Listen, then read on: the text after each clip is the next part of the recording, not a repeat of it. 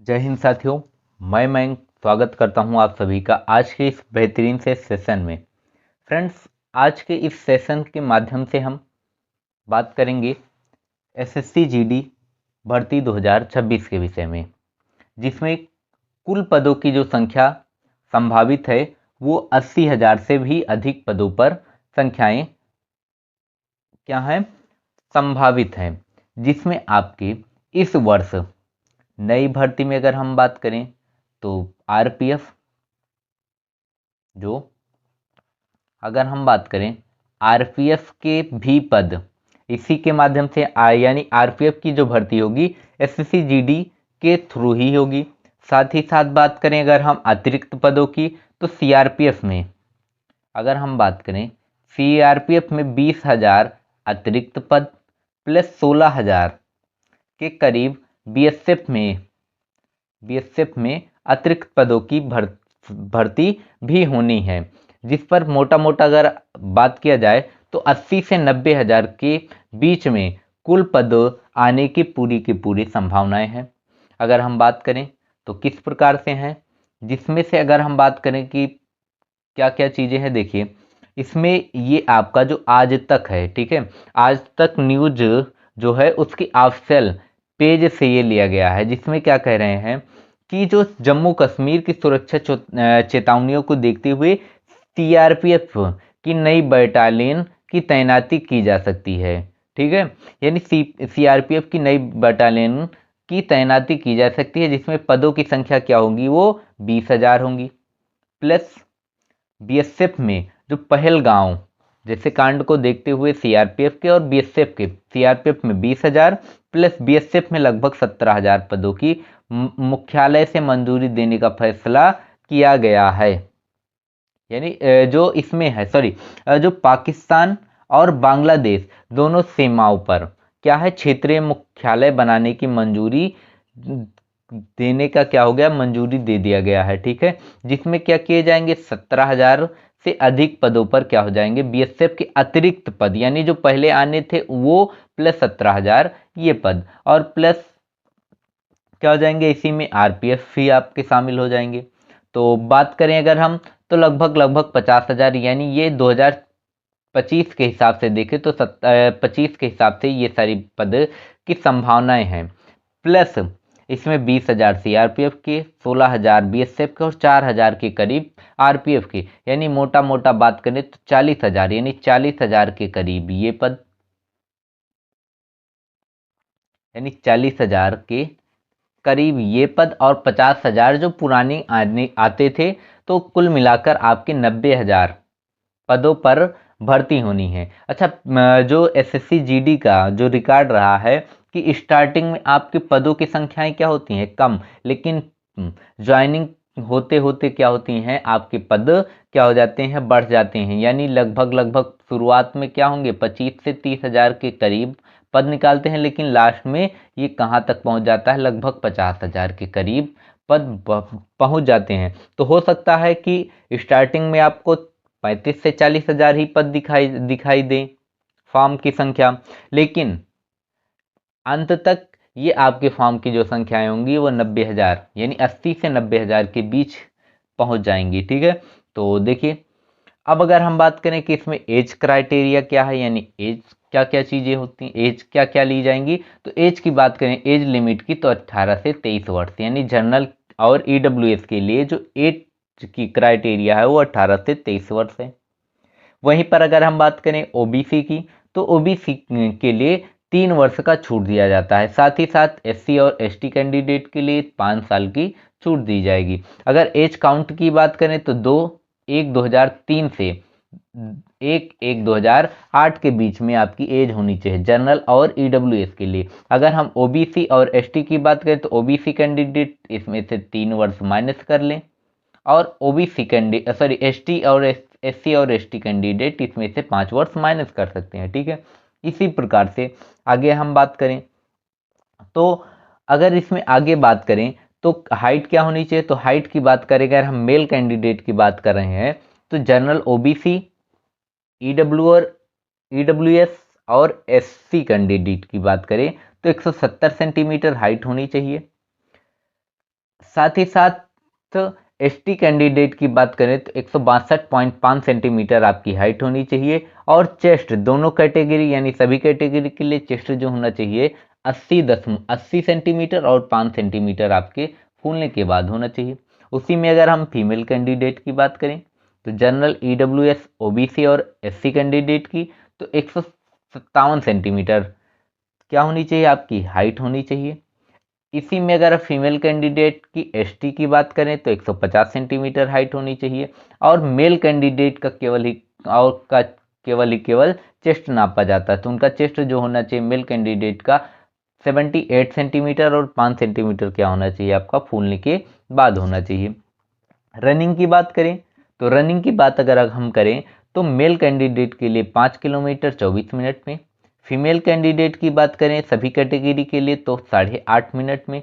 अगर आप लद्दाख एरिया से हैं तो 1.6 मीटर यानी 1600 मीटर 7 मिनट में मेल कैंडिडेट, और फीमेल कैंडिडेट की बात करें तो 800 मीटर 5 मिनट में। इसी प्रकार अगर आगे सिलेबस की बात करें, पेपर पैटर्न की बात करें, अच्छा ये सारे आपके पेपर क्या चीज़ें हैं जो कौन कौन से पद आएंगे, बीएसएफ के हो गए, सीआईएसएफ के हो गए, और सीआरपीएफ के हो गए, आईटीबीपी के हो गए, एसएसबी के हो गए, एनआईए के हो गए, और एसएसएफ के हो गए, एआर के हो गए, एनसीबी के हो गए, और साथ ही साथ इसी में आरपीएफ के पदों की संभावना है। इसके अलावा महत्वपूर्ण जानकारी बात करें तो 2025 भर्ती के अनुसार अगर हम बात करें तो 53,690 भर्तियां, प्लस 20,000 आपके सीआरपीएफ के, 16,000 बीएसएफ के, 4,000 आरपीएफ के, तो कुल मिलाकर आपके 90,000 पदों पर भर्ती होना निश्चय है। अगर इसमें पद की बात करें तो जनरल ड्यूटी यानी सामान्य जनरल ड्यूटी और राइफलमैन की है। पात्रता की बात करें तो 10वीं पास, ठीक है।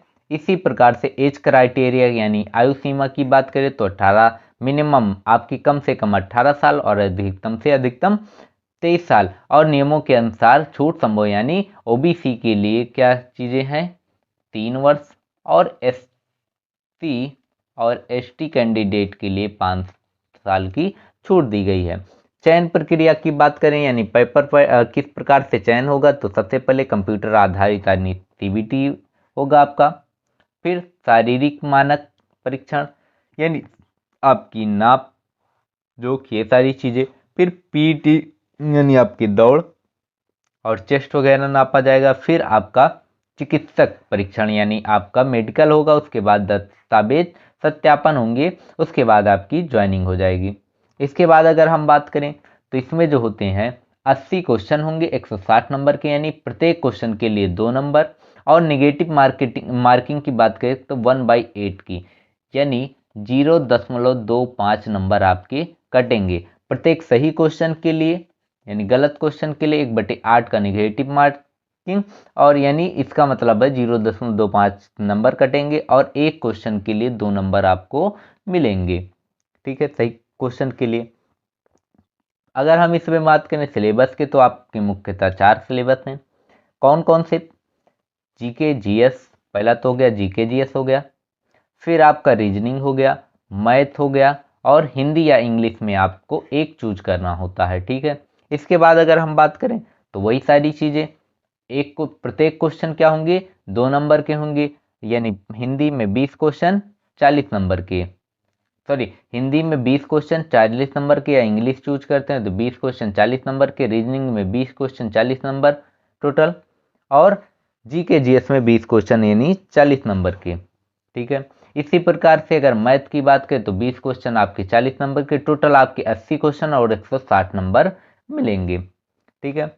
इसी पर अगर हम बात करें निगेटिव मार्किंग की बात करें तो पहले ही बता चुके हैं कि 1 गलत क्वेश्चन के 0.25 नंबर कटेंगे, और सही क्वेश्चन के लिए आपको 2 नंबर मिलेंगे, ठीक है। इसी प्रकार से आपका ये सिलेबस है, इंग्लिश का सिलेबस हो गया। इंग्लिश के बाद ये हिंदी का आपका सिलेबस हो गया, ठीक है, ये आपका हिंदी का सिलेबस हो गया। हिंदी के बाद अगर हम बात करें तो हिंदी का ये भी हिंदी का ही सिलेबस है। इसी में अगर हम बात करें तो आपका संज्ञा भी हो इसी में हो गया, सर्वनाम नहीं है, ठीक है। संज्ञा हो गया, सर्वनाम नहीं है, विशेषण ठीक है, ये सारी चीज़ें आपका इसी में पार्ट है। ठीक है, इसके आगे अगर हम बात करें तो देखिए ये सारी चीज़ें हो गई। इसमें अगर हम आगे बात करें तो ये आपका मैथ का सिलेबस हो गया। मैथ के बाद आपका ये रीजनिंग का सिलेबस हो गया। रीजनिंग के बाद जीएस का सिलेबस हो गया। ठीक है, जीएस यहीं पर आपका हिंदी में भी है। ठीक है, ये हिंदी मीडियम वालों के लिए हिंदी में हम लिख के दे दिए हैं, एक ही पेज में सारी चीज़ें हो गई। बाकी ये आपका जीएस का हिंदी में। इसके बाद ये जीएस का पार्ट जियोग्राफी हो गया जैसे। ठीक है, ये सारी पॉलिटी हो गया, साइंस हो गया, इंग्लिश में ये सिलेबस है। ठीक है, और यहाँ पर आपके जैसे कोडिंग डिकोडिंग रीजनिंग के कहाँ से कितने कितने क्वेश्चन बनते हैं, इसके पहले कहाँ से कितने कितने क्वेश्चन बने हैं, वो सारी चीज़ें आपको डिटेल वाइज दी गई हैं। ठीक है, तो इसके बाद अगर हम आगे बात करें तो देखिए जैसे सीरीज के हो गए, सबसे ज़्यादा क्वेश्चन यहीं से आपके बनते हैं, एनोलॉजी से बनते हैं 2 से 4 क्वेश्चन। ठीक है, तो ये आप अपने हिसाब से इन सभी चैप्टर को ज़्यादा से ज़्यादा महत्वपूर्ण देंगे जिससे ज़्यादा क्वेश्चन बनेंगे। इसके अलावा इसी प्रकार से, ठीक है, ये इंग्लिश का हो गया, ये आपका जीएस का हो गया। हिस्ट्री में 4 से 5 क्वेश्चन। यहीं पर अगर साइंस से बात करें तो साइंस से भी 4 से 5 क्वेश्चन। करंट अफेयर से सबसे ज़्यादा, स्टैटिक जीके से सबसे ज़्यादा, पॉलिटी से 2 से 3 ही क्वेश्चन बनते हैं, जियोग्राफी की बात करें तो 3 से 4 क्वेश्चन ही बनते हैं। ठीक है, तो इसी हिसाब से अपने हिसाब से देख लेंगे। ठीक है, इन सभी के आपकी पीडीएफ और नोट्स की जो लिंक होगी, ठीक है, नोट्स की जो लिंक होगी वो आपको नीचे डिस्क्रिप्शन में मिल जाएगी, वहां से आप जाके चेक कर सकते हैं। ठीक है, तो ये सारी चीज़ें आपके सिलेबस हो गए, आपके पेपर पैटर्न हो गया, क्या क्या चीज़ें। अब अगर हम बात करें कि आपकी रणनीति क्या होनी चाहिए हिंदी में, अगर हिंदी या इंग्लिश की बात करें, हिंदी या इंग्लिश की बात करें। अच्छा, हिंदी में जैसे हम बताए थे संज्ञा और विशेषण, यहाँ पर आपके डायरेक्ट चैप्टर से नहीं बनते लेकिन घूम फिरा के कहीं ना कहीं से पूछ लेता है। ठीक है, इसीलिए हम बता दिए थे। अब देखिए हिंदी इंग्लिश की बात करें तो पर डे 1 से 2 क्लासेस आपको करनी है, प्लस उनके नोट्स बना लेने हैं।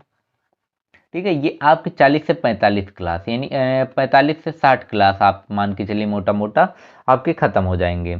ठीक है, और इसके बाद अगर हम बात करें रीजनिंग की तो रीजनिंग में भी पर डे आपको 1 से 2 क्लास करनी है,